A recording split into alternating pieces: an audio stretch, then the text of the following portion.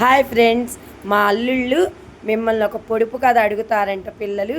Please చెప్పండి. షన్ను, నువ్వు లలిని అడుగుతావు అంతేగా. లలిత్ అన్న అడిగిన వాటికి నువ్వు చెప్పు పొడుపు కథలు, ఓకేనా? షన్ను అడుగు లలిత్ని. ఊరంతా ఒకటే దుప్పటి, ఏమిటది? ఆకాశం.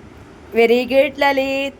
షన్ను సెకండ్ వన్ అడుగు. సెకండ్ వన్, ఎంతమందికి వచ్చినా ఇరగని మంచం, ఏమిటది? ఎంతమంది కూర్చున్నా ఎరగని మంచం అంట. నేల.